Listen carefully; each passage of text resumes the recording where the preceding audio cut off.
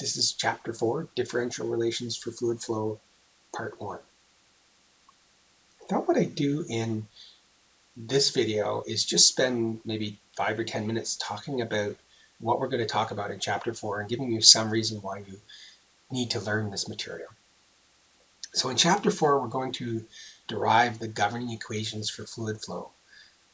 They're called the continuity equation, the Navier-Stokes equation, and the energy equation. But these are not like the equations we derived in the previous chapter, which were for control volumes. These are equations that apply at a point in the flow. They're the differential equations. So they're going to turn out to be 3 sets of partial differential equations. Then we're going to talk about why you would want to understand those equations. And there's a couple of places where an understanding of those equations helps with your professional career as an engineer. One is there are some classical exact solutions to those equations, and they're called Couette flow, Poiseuille flow, and Hagen-Poiseuille flow, and there's actually a few others as well, but those are the ones we're going to talk about, and they're important because they're exact solutions, and they're referred to extensively in fluids textbooks. In fact, we've already referred to one of them, well, actually both of them. And the other place where having some understanding of the governing equations for fluid flow is important is in computational fluid dynamics, which is a fairly advanced topic. It's usually a graduate topic, but I thought I'd give you a brief introduction and talk about some of the engineering applications. So what we're providing in this course when we talk about the governing equations for fluid flow is really background to more advanced material related to computational fluid dynamics. So I thought I'd give you a quick intro to that. These are the governing equations that we're going to derive. I'll talk about that more in a moment. These equations have some assumptions in them. They're for a Newtonian fluid. Remember what that is? That's a fluid that has a linear stress-strain relationship. So the shear stress in the fluid is linearly related to the velocity gradient. Not all fluids behave that way, but most do. So it's a Newtonian fluid with constant properties. So the properties aren't a function of temperature. And in that form, we get these governing equations. They look a little bit formidable, and we're going to go through them in detail. The first one, the upper one up here, is the continuity equation. This is conservation of mass, but written for a differential volume in the flow. The next set of equations are the so-called Navier-Stokes equations. These are a very famous set of equations, and they relate to conservation of momentum. And there are actually 3 equations because, remember, momentum is a vector. And so we have conservation of momentum in the x direction, conservation of momentum in the y direction, and conservation of momentum in the z direction. And as I pointed out a few moments ago, in Chapter 3, we did control volume analysis. We came up with some equations, but these were the gross average effects. They gave the results averaged over a very large control volume between the inlet and the outlet. Then you got things like flow rate or induced force and things like that. They didn't give you the details of the flow between the inlet and the outlet of the control volume. In comparison, when you solve these partial differential equations, if you can solve them, they give the point-by-point details of the flow. Now, you should notice that in the x direction, we have the u component of velocity. In the y direction, we have the v component of velocity. And in the z direction, we have w, the z component of velocity. So those are 3 unknowns, 3 velocity components. In addition, you have pressure, P. So if you look at these equations, there's 4 unknowns. The other things that are not unknowns, we assume we know the density of the fluid, and we assume we know the dynamic viscosity here. So these are not unknowns. And so we have 4 unknowns, u, v, w, and p, and we have, as you can see here, 4 equations. So we have what mathematicians call closure. We have enough equations to solve this problem.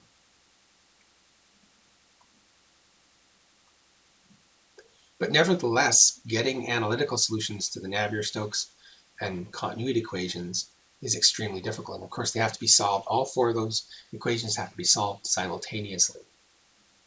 Now, one of the main reasons they're difficult to solve is because they're nonlinear. The Navier-Stokes are a set of second-order, nonlinear partial differential equations.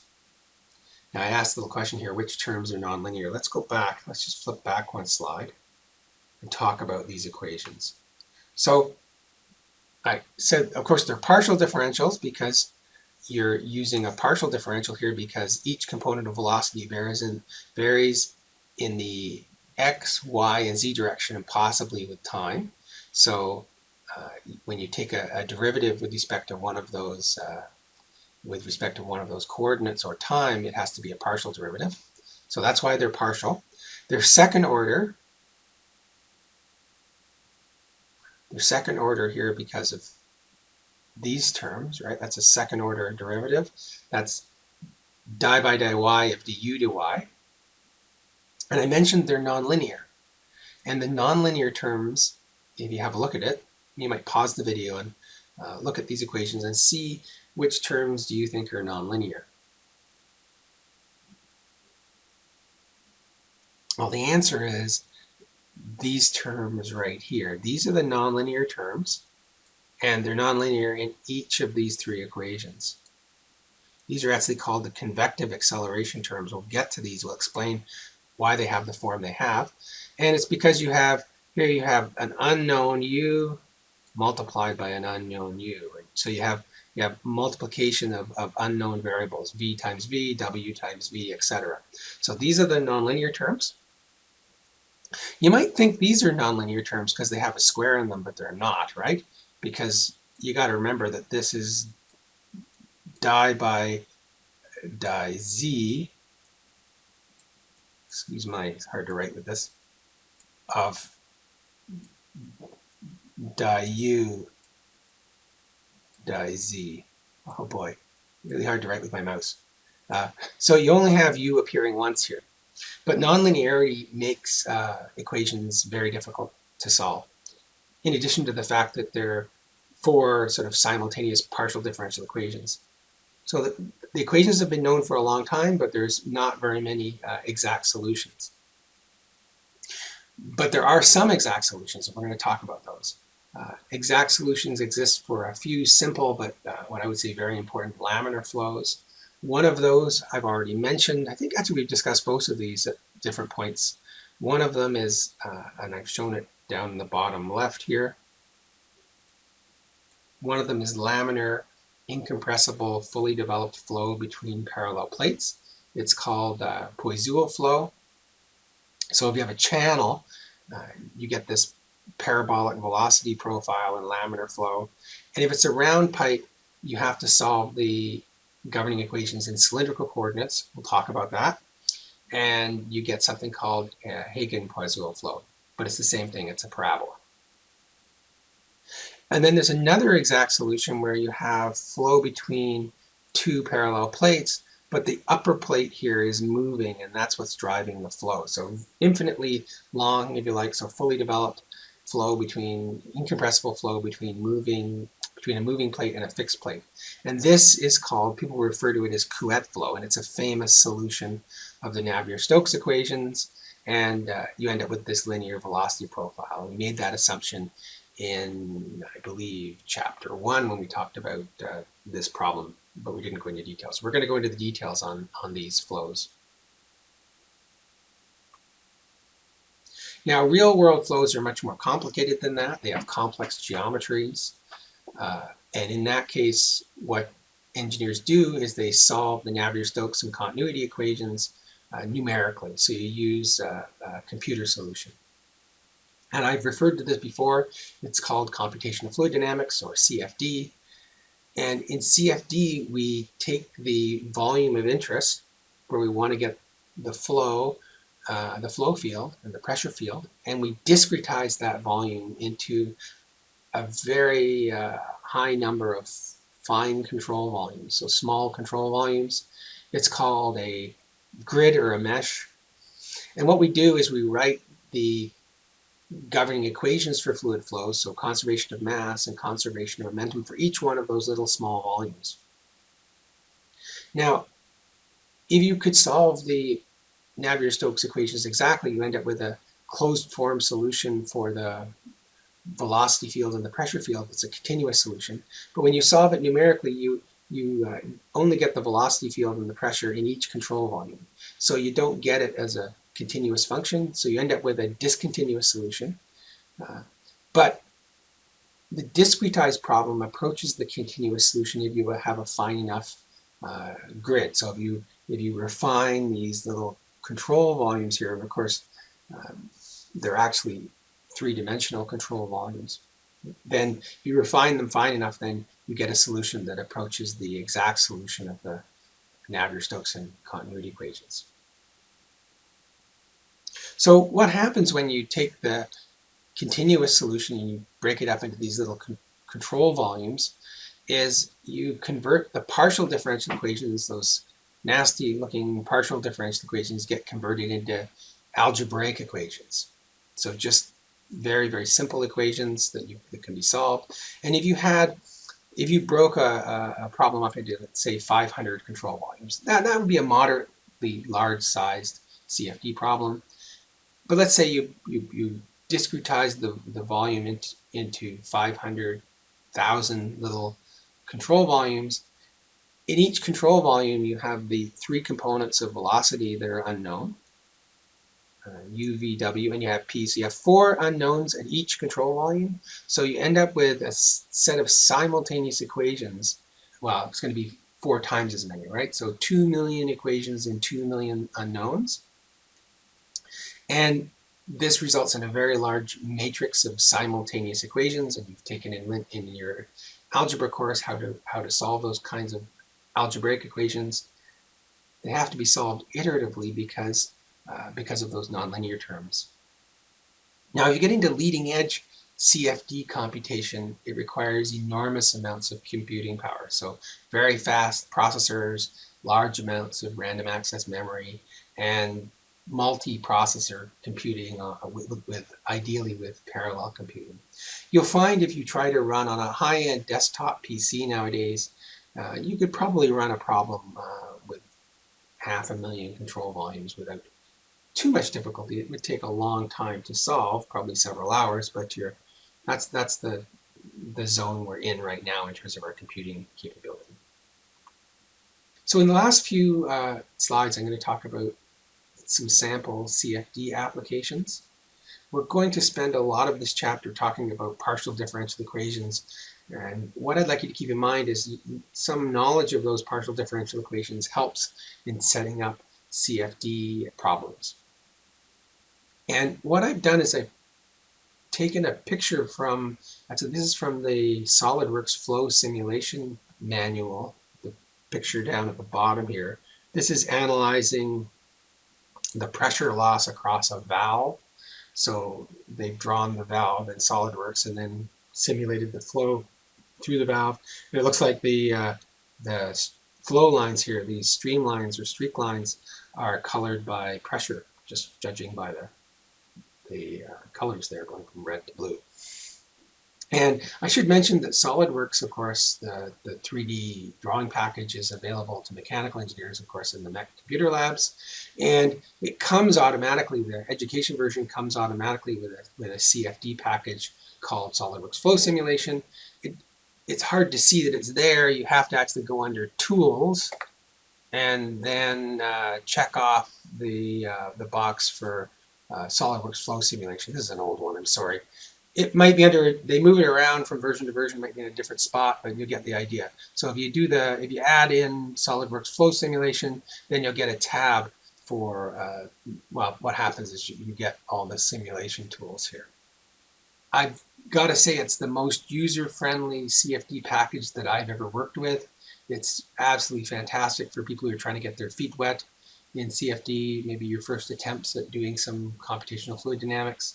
I'm not getting any kickback when I say that the CFD package in SolidWorks interfaces seamlessly with their drawing package.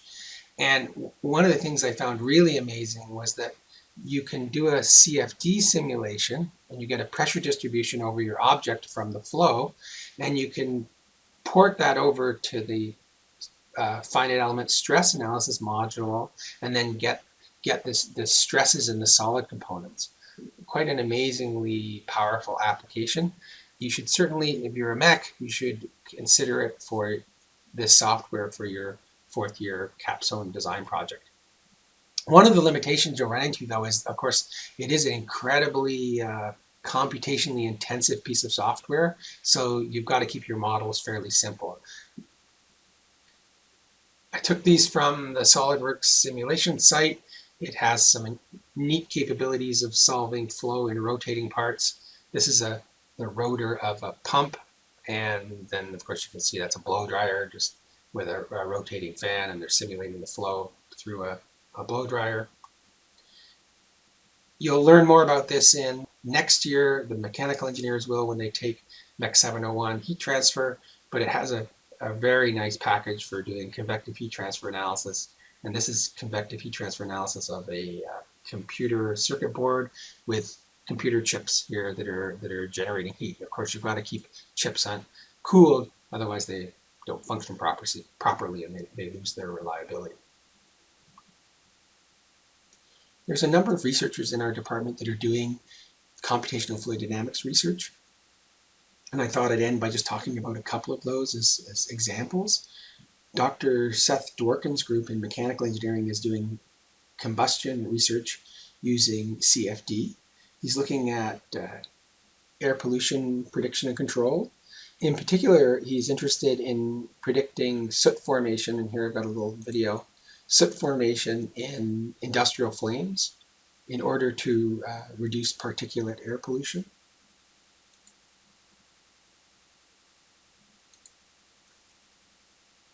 These transient solutions involve hundreds of parallel CPUs, and some of his runs can take several days on some of the highest performance computers in Canada. He's really a leading researcher in parallel computing in Canada.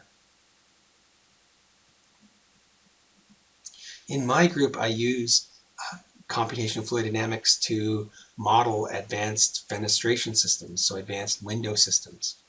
What we're looking at is optimizing the thermal performance of windows using CFD. And what I've shown here is one example of a set of calculations we did.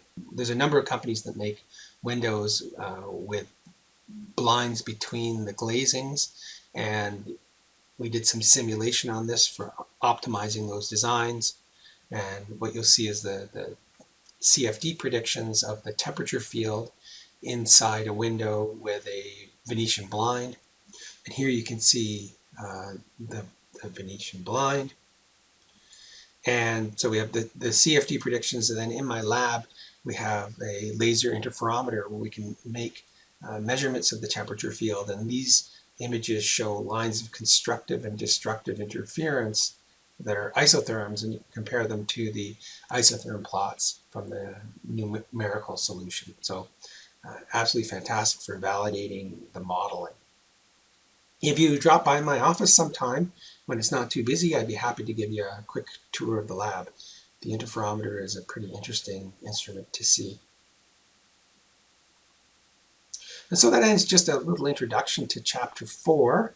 I put up these pictures. These were some pictures that I made when I was learning SolidWorks flow simulation. What I love about SolidWorks is it has a capability of doing three-dimensional rendering. So you can assign properties. So you can, I drew these wine glasses and assign them as glass and set their refractive index, and then did a flow simulation over them and introduced particles upstream here that then get carried with the flow as a post-processing operation. And just by chance, I introduced a particle and it got swept into the glass and then got, circled around the glass maybe 10 or 20 times and then zipped out of the glass. In this image over on the left here shows another capability. So you can either choose to render the object as a three-dimensional rendering with its properties, its glass, or you can do a surface plot. So I asked, in this case, that on the on one glass, it would plot contours of pressure. And so these colors here are contours of pressure, and you can see the high pressure here. You should know why the pressure is high at the front stagnation point. Remember, this is where the flow decelerates and the kinetic energy gets converted into pressure, and you get a high pressure at the front stagnation point. Remember, that's how a pitot tube works. And so I was just playing around, and I thought these were quite fetching images.